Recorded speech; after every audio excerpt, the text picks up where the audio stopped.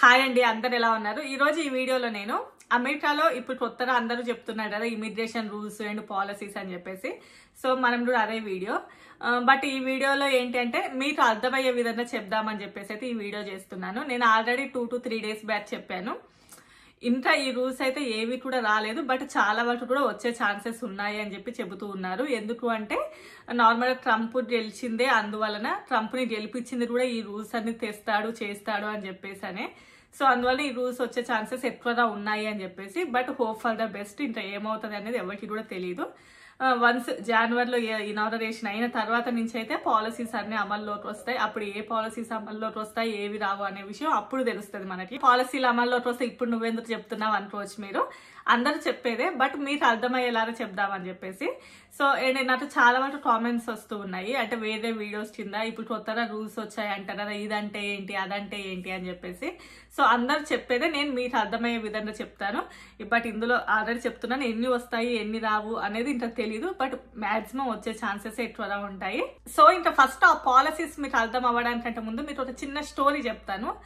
Almost ఆ స్టోరీకే surround అయ్యి ఉంటాయి అన్నట్లన్నీ. ఫర్ ఎగ్జాంపుల్, నేనున్నాను, నా ఇల్లు ఉంది. సో నేను నా ఇంట్లోనే పుట్టాను, నా ఇంట్లోనే పెరిగాను, నా ఇంట్లోనే ఉంటున్నాను. సో నా ఇంట్లో నాకు ఒక పని దొరికేది ఉంది. ఆ పనికి నేను ఇంకా ఎలిజిబుల్ అయ్యే టైంకి వేరే వాళ్ళు ఎవరో నా ఇంటికి వచ్చారు. వాళ్ళు వెళ్ళి ఆ పని చేస్తున్నారు. సో నేను ఖాళీగా ఉండాల్సి వచ్చింది. సరేలే వాడు చేస్తున్నాడులే అని అనుకుని వదిలేసేలోపు ఇంకోటరు వచ్చారు, ఒక స్టూడెంట్ రూపంలో అమెరికాకి వచ్చారు. వాళ్ళు వచ్చేసి సరే నేను పోయి చేద్దామని అనుకునే ఒక జాబ్ని తక్కువతో ఎక్కువతో వాళ్ళు వచ్చి కూడా ఇక్కడ చేస్తూ ఉన్నారు. సో నా ఇంట్లో ఉన్నప్పుడు నేను రాకుండా మిగతా వాళ్ళందరూ వచ్చి వాళ్ళు ఇక్కడ సెటిల్ అయిపోతున్నారు. వాళ్ళు మంచి మంచి పొజిషన్స్కి వెళ్తూ ఉన్నారు. బట్ అసలు ఇక్కడ ఉన్న మేమేం చేయాలి అని చెప్పేసి ఇప్పుడు ఇవన్నిటి యొక్క కాన్సెప్ట్. సో మెయిన్లీ కాన్సెప్ట్ ఏంటి అంటే, యాక్చువల్గా ట్రంప్ యొక్క కాన్సెప్ట్ ఏంటి అంటే, ఫస్ట్ అమెరికాని డెవలప్ చేసుకోవాలి, అమెరికాలో ఉన్న వాళ్ళకి మంచి పొజిషన్స్ దొరకాలి, అండ్ అమెరికన్ సిటిజన్స్ యొక్క లైఫ్ చాలా బాగుండాలి అని చెప్పేసి అతని యొక్క మెయిన్ ఎజెండా. సో అందులో అసలు తప్పే లేదు. సో ఇంకా ఈ పాలసీ లోపల అందరూ చెప్పేది ఏంటి, ఫస్ట్ H1Bలను చాలా వరకు తగ్గిస్తారు అంటున్నారు. అసలు అదంటే ఏంటి అని చెప్పేసి. H1Bలు అంటే అమెరికాకి పని చేసేటటువంటి ఒక పని యొక్క రిసిప్ట్ అనుకోండి, ఆ వీసా పేరు H1B. సో ఆ ఒక వీసా ఉంటేనే మీరు అమెరికాలో ఫర్దర్గా వచ్చేయచ్చు. సో ఆ టైంలో ఏమవుతుంది అంటే, అమెరికాకి ప్రతి సంవత్సరం కూడా ఎంతో మంది అప్లికేషన్స్ వేస్తూ ఉన్నారు. ఆ అప్లికేషన్స్ లోపల ఎవరైతే పిక్ అవుతున్నారో వాళ్ళు వచ్చి మాత్రమే అమెరికాలో వర్క్ చేస్తూ ఉన్నారు. సో నేను ఈ విషయాన్ని ఇంతకుముందు కొన్ని 100 సార్లు చెప్పాను. ఇప్పుడు కూడా సేమ్ అదే పాలసీ. సో ఆ టైంలో ఏంటి అంటే, ఒక టాలెంట్ ఉందా, టాలెంట్ లేదా, అసలు వాళ్ళు ఈ దేశానికి ఎలిజిబులా కాదా, ఇవన్నీ ఏం లేకుండానే ఓన్లీ కూడా ఒక లాటరీ అనే ఒక ప్రాసెస్ పెట్టేసి అందులోపల పేర్లను పిక్ చేసుకొని వాళ్ళు వచ్చి ఇక్కడ వర్క్ చేయడం ఏంటి, ఇది అసలు ఎంతవరకు కరెక్ట్ అని చెప్పేసి ట్రంప్ నార్మల్గా ఉద్దేశం అన్నట్లు. ఇప్పుడు కొత్త పాలసీల యొక్క ఉద్దేశం అది అసలు ఎంతవరకు కరెక్ట్ అంటే, ఇలా లాటరీలలో పిక్ అయిన వాళ్ళు వచ్చి ఇక్కడ వర్క్ చేయడం అని చెప్పేసి. సో దానిని చాలా వరకు తీసేస్తారు అని చెప్పి కొంతమంది. కానీ ఇంకా కొంతమంది ఏంటంటే, అసలు ఆ పాలసీలను తీసేస్తే చాలా కంపెనీస్ ఏమైపోవాలి అని చెప్పేసి ఇంకా కొంతమంది. బట్ ఇందులో ఇంకా ఏమవుతుంది అనేది తెలియకుండా కూడా అసలు ఎందుకు ఈ ప్రాసెస్ లేకుండా ఉండి, ఎవరైతే మెరిట్స్ ఉంటారో అండ్ ఎవరైతే చాలా టాలెంటెడ్ పర్సన్స్ ఉంటారో, ఎవరైతే సైంటిస్టులు రానియండి, లేదు అంటే ఇంకా అమెరికాని చాలా డెవలప్ చేయడానికి కావాల్సిన స్కిల్స్ ఎవరి లోపల అయితే ఉంటాయో వాళ్ళకి మాత్రమే ఈ అవకాశాన్ని ఇచ్చి మిగతా నార్మల్ వాళ్ళకి ఎవరికి కూడా ఇంకా ఈ అవకాశాన్ని ఇవ్వద్దు అనుకుంటున్నారు అని చెప్పేసి చెప్తున్నారు. అంటే హై స్కిల్స్ అంటే మెయిన్లీ అందులోపల సైంటిస్టులు రావచ్చు, లేదు అంటే రిప్యూటెడ్ యూనివర్సిటీస్, మంచి పెద్ద పెద్ద యూనివర్సిటీస్లలో గ్రాడ్యుయేట్ అయిన వాళ్ళు, అంటే ఎక్కువ స్కిల్స్ ఉండే వాళ్ళని ఫస్ట్ ప్రియారిటీ ఇవ్వాలి. మోస్ట్లీ కూడా ఆ వీసా యొక్క స్లాట్స్ లోపల వాళ్ళకే ఫస్ట్ ప్రియారిటీ ఇచ్చేసి నార్మల్ వాళ్ళకి తర్వాత ప్రియారిటీయా, లేదు అంటే అసలు నార్మల్గా లేకుండానే ఎవరైతే హైలీ టాలెంటెడ్ పీపుల్స్ ఉంటారో వాళ్ళని మాత్రమే ఇక్కడికి తీసుకొచ్చుకోవాలి అని అనుకుంటున్నారు అని చెప్పేసి ఆ H1Bల యొక్క మీరు డైలీ వింటున్న H1Bలను తీసేస్తారు అనే దాని యొక్క వెనక ఉన్న ప్రాసెస్ అయితే ఇది. సో అంటే ప్రతి సంవత్సరం కూడా 85,000 వీసాలు ఉంటాయి కదా,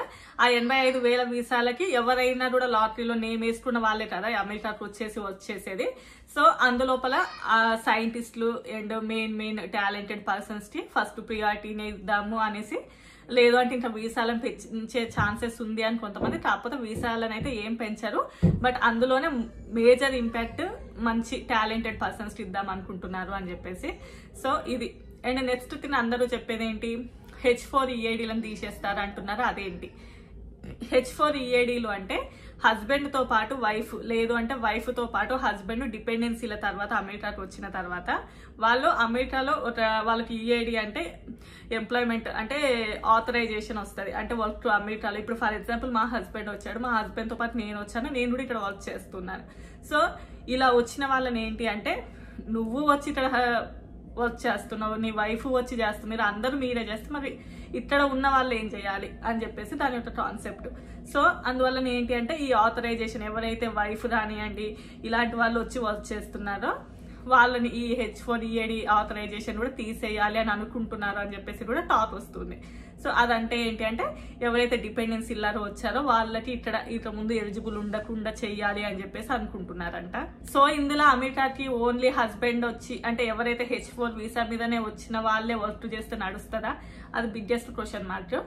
అమెరికాలో ఇద్దరు వర్క్ చేస్తేనే అంతంత మాత్రాన్ని ఉంటుంది. నార్మల్ ఒక్కరు వర్క్ చేస్తే ఆ లైఫ్ అంటే బతకలేరా అంటే తినడం తాగడం అన్ని చేస్తారులేండి, కానీ మనం అనుకున్నటువంటి ఫ్లెక్సిబుల్ లైఫ్ అయితే ఉండదు. ఈవెన్ ఏ కంట్రీలో అయినా కూడా మనం బతకడానికి, మనం తినడానికి, వేసుకోవడానికి బట్టలు, ఉండడానికి ఒక రెంటెడ్ ఇల్లు ఎక్కడైనా ఉంటుంది. కాకపోతే మన లైఫ్ ఫ్లెక్సిబుల్గా ఉంటుందా లేదా అనేది మ్యాటర్. సో చాలా మంది అమెరికాకి వచ్చేది కూడా ఆ ఫ్లెక్సిబుల్ లైఫ్ని ఎక్స్పెక్ట్ చేసే వస్తారు. సో కానీ ఇక్కడికి వచ్చిన తర్వాత ఒక్కరు జాబ్ చేస్తే ఆ ఫ్లెక్సిబుల్ లైఫ్ ఉంటుందా అంటే అది చాలా బిగ్గెస్ట్ క్వశ్చన్ మార్కే. ఉండదు. సో ఉండదు. కాకపోతే ఇప్పుడు ఒకవేళ ఒక రూల్ చేంజ్ అయితే ఇంకో రూల్ కూడా చేంజ్ అవ్వాలి కదా. సో ఇది నా ఒపీనియన్ మాత్రమే. ఈ H4 ఎవరైతే టాలెంటెడ్ వాళ్ళని తీసుకుంటారు కదా, సో టాలెంటెడ్ వాళ్ళని తీసుకున్నప్పుడు వాళ్ళకి ఆల్మోస్ట్ హై పే ఉంటుంది. ఇప్పుడు నార్మల్గా వచ్చిన వాళ్ళకి అంత హై పే ఉండదు కదా. సో హై పర్సన్స్ తీసుకుంటే వాళ్ళ పే హైగా ఉంటుంది, వాళ్ళ లైఫ్ హైగానే ఉంటుంది. సో కానీ నార్మల్ పర్సన్స్ అమెరికాకి వచ్చి నార్మల్గానే వైఫ్లు ఎలాంటి వర్క్ చేయకుండా ఉంటే మాత్రం వాళ్ళ లైఫ్ ఇంత ఫర్దర్గా ముందుకు వెళ్ళడం అనేది కొంచెం అంటే ఫ్లెక్సిబుల్గా ఉండడం అనేది కొంచెం కష్టం. సో నెక్స్ట్ థింగ్ అందరూ చెప్పేది ఇండియన్ స్టూడెంట్స్ యొక్క పొజిషన్ ఇలా ఉంటుంది అలా ఉంటుంది అని చెప్పేసి. నార్మల్గా గ్రీన్ కార్డ్ ఇస్తా అని చెప్పారు కదా లాస్ట్ టైం, గ్రాడ్యుయేషన్ అయిన వాళ్ళతో పాటు గ్రాడ్యుయేట్ సర్టిఫికేట్తో పాటు ఈ గ్రీన్ కార్డు. నాకు తెలిసి అందులో టర్మ్స్ అండ్ కండిషన్స్ అప్లై అవుతాయి. అంటే ఒకవేళ ఇస్తారు అనేది చాలా వరకు కష్టం, బట్ ఒకవేళ ఇస్తే మాత్రం దాంట్లో కూడా చాలా టర్మ్స్ అండ్ కండిషన్స్ అప్లై అవుతాయి. ఐ థింక్ అంటే నాకు తెలిసి మంచి హై లెవెల్ యూనివర్సిటీలో అయి ఉండాలి, అందులోపల వాళ్ళకి మార్క్స్ చాలా మంచి రావచ్చుండి, వాళ్ళు అంత ప్రాపర్గా ఉండి వాళ్ళకి వచ్చేటటువంటి పేరు కూడా ఆల్మోస్ట్ ఒక 150K అంత రేంజ్లో ఉంటే మాత్రమే వాళ్ళకి మేబీ ఇది ఇచ్చే ఛాన్సెస్ ఉంటాయి. గ్రాడ్యుయేషన్ అయిన వాళ్ళందరికీ అయితే అసలు అదైతే అవ్వదు. ఎందుకంటే ఆల్రెడీ గ్రీన్ కార్డ్స్ కోసం కొన్ని లక్షల మంది అప్పటి నుంచో వెయిట్ చేస్తూ ఉన్నారు. వాళ్ళని రాదు అని చెప్పేసి వీళ్ళకి ఇవ్వడం ఇవన్నీ కూడా క్వశ్చన్ మార్క్సే. నాకు తెలిసి అయితే అందరికీ రాదు, అసలు ఇస్తారా లేదా అనేది క్వశ్చన్ మార్క్. ఒకవేళ ఇస్తే మాత్రం అందరికీ అయితే అయ్యి ఉండదు, టర్మ్స్ అండ్ కండిషన్స్ అయితే అప్లై అయ్యి ఉంటాయి. అండ్ నెక్స్ట్ థింగ్ ఏంటి అంటే యాక్చువల్గా అమెరికాలో పార్ట్ టైం జాబ్స్ అసలు చేయకూడదు. ఇవన్నీ కూడా నేను ఆల్రెడీ ఇంతకుముందు చాలాసార్లు చెప్పినవే, బట్ ఇప్పుడు ఇవి రూల్స్ చేంజ్ అవుతున్నాయి కాబట్టి ఇవన్నీ కూడా నా వీడియోస్ని ఫస్ట్ నుంచి ఫాలో అవుతున్నారు అంటే నేను క్రెడిట్ తీసుకుంటున్నాను అనుకుంటుంటే ఇప్పుడు చెప్పినవన్నీ కూడా నేను ఆల్రెడీ చెప్పాను మీకు. అవును మీరు చెప్పారు అనుకుంటే ఒక లైక్ చేయండి అండ్ సబ్స్క్రైబ్ కూడా చేసుకోండి. చెప్పడం మర్చిపోయి కొత్తగా చూస్తుంటే ఛానల్ని తప్పకుండా సబ్స్క్రైబ్ చేసుకోండి, వీడియో తప్పకుండా అయితే లైక్ చేయండి. సో నార్మల్గా స్టూడెంట్స్ బయట ఎక్కడ కూడా వాళ్ళు వర్క్ చేయకూడదు. యాక్చువల్గా అన్ని కంట్రీస్ లోపల ఈ రూల్ ఉండదు, అమెరికాకి మాత్రం తప్పకుండా ఈ రూల్ ఉంటుంది. బయట అంటే మీరు వచ్చినటువంటి పని రాకుండా మీ కాలేజ్ క్యాంపస్లో రాకుండా బయట ఎక్కడ కూడా వర్క్ చేయకూడదు.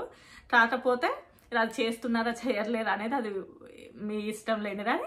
సో ఇప్పటి నుంచి మాత్రం అది తప్పకుండా అమల్లోకి వస్తుంది. చాలా స్ట్రిక్ట్ రూల్స్ ఉంటాయి, తప్పకుండా డిపోర్టేషన్స్ ఉంటాయి. అంటే ఇంకా మీరు చాలు ఇక్కడ బయట చేసింది తిరిగి మీ ఇండియాకి వెళ్ళిపోండి అని చెప్పే ఛాన్సెస్ ఎక్కువగా ఉంటాయి బయట ఎవరైనా ఇట్లా పార్ట్ టైం జాబ్స్ చేస్తూ ఉంటే. సో ఎందుకంటే బయట చాలా వరకు ఆ పార్ట్ టైం జాబ్స్ చేసే వాళ్ళు ఎవరు అమెరికాలో చాలా తక్కువ చదువు ఉన్న వాళ్ళు రానివ్వండి, లేదు అంటే నార్మల్ స్కిల్స్ ఉన్న వాళ్ళు చేసుకునే జాబ్స్ అవి. ఆ జాబ్స్లో కూడా మళ్ళీ మీరే ఎంటర్ అయ్యి మీరు వచ్చిన పనిలో మీరే ఎంటర్ అయ్యి అన్నిట్లో మీరే ఎంటర్ అయితే ఇంకా వాళ్ళు ఏం చేయాలి అనేది మెయిన్ కాన్సెప్ట్ ఇప్పుడు. సో ఇక్కడ ఎక్కడైతే లో పే జాబ్స్ కూడా మన ఇండియన్స్ వెళ్ళి చేస్తూ ఉంటారు. సో వీటన్నిటిని కూడా ఏంటంటే అమెరికన్స్కి వాళ్ళకి సోర్స్ ఆఫ్ ఇన్కమ్ లేకుండా అవుతూ ఉంది.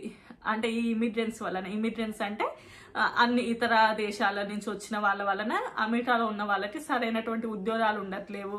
అండ్ అంటే వాళ్ళు చేసే తక్కువ పే జాబ్స్ కూడా వేరే కంట్రీ వాళ్ళే చేస్తున్నారు. అండ్ వాళ్ళకి పొందాల్సినవి కూడా వేరే వాళ్ళకి వస్తున్నాయి అని చెప్పేసి వీళ్ళ ప్రాబ్లం. సో అందులో తప్పేం లేదు.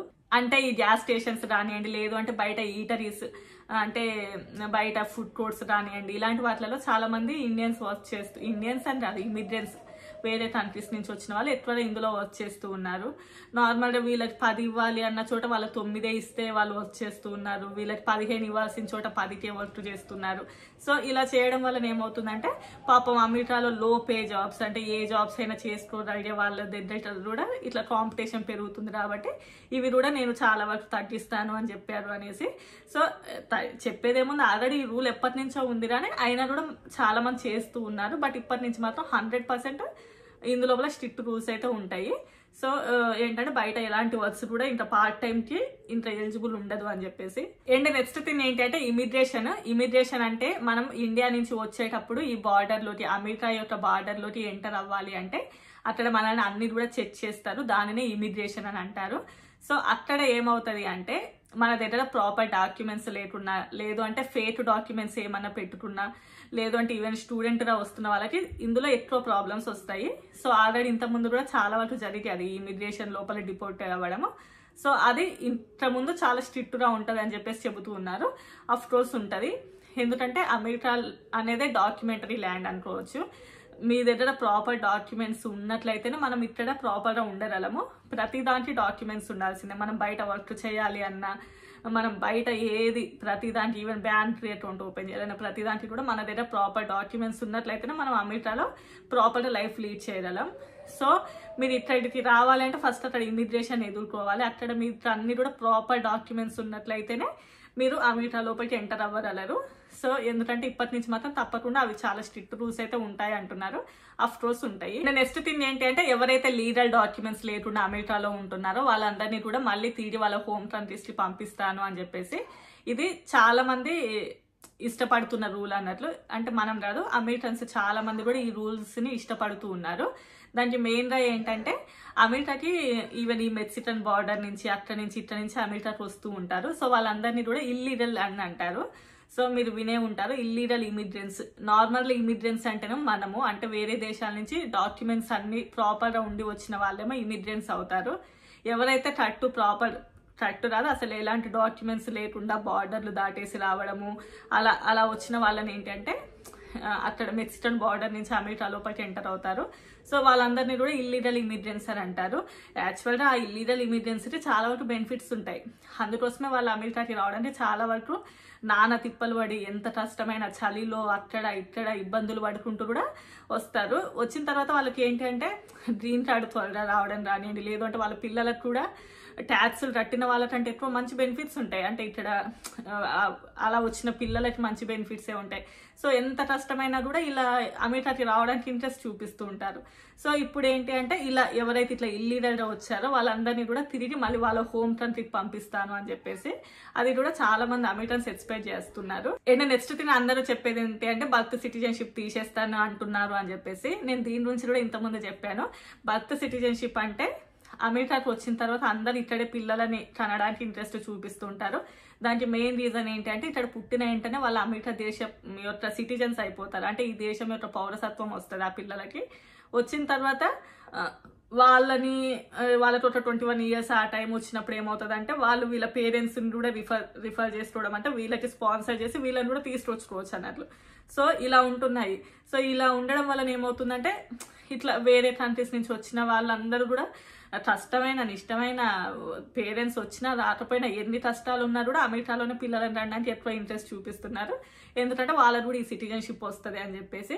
సో ఇది కూడా తీసేస్తా అని అంటున్నారు. కాకపోతే ఇది అవుతుందా లేదా అని చెప్పేసి ఇంకా తెలీదు. ఎందుకంటే కొంతమంది ఏమో అవును అవుతుంది అని అంటున్నారు, ఇంకా కొంతమంది ఏమో లేదు అది చాలా ఇంపాసిబుల్ అంటున్నారు. బట్ అవుతుందా అవ్వదా అనేది ఫ్యూచర్లో తెలుస్తుంది. ఎందుకు అంటే జస్ట్ నా ఒపీనియన్లో చెప్తున్నాను. యాక్చువల్గా అమెరికా అంటేనే ల్యాండ్ ఆఫ్ ఇమిగ్రెంట్స్ అంటే ఎన్నో దేశాల నుంచి వచ్చిన వాళ్ళే కదా. అసలు అమెరికా కంట్రీ డెవలప్ అవ్వడానికి కానివ్వండి, డెవలప్మెంట్ అంటే ఇక్కడ ఎన్నో మంచి ఎస్టాబ్లిష్ అవ్వడానికి మెయిన్ రీజనే అదర్ కంట్రీస్ నుంచి ఉన్న వాళ్ళు.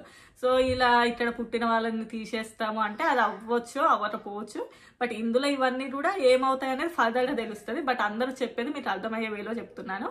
సో అంటే ఇట్లా బర్త్ సిటిజన్షిప్ అంటే అమెరికాలో పుట్టిన పిల్లలకి ఇట్లా ముందు నుంచి ఈ సిటిజన్షిప్ ఇవ్వను అంటున్నారు అని చెప్పేసి, బట్ ఇది ఎంతవరకు అవుతుంది అనేసి యాజ్ సూన్ యాజ్ ఫర్దర్గా మనకు తెలుస్తుంది.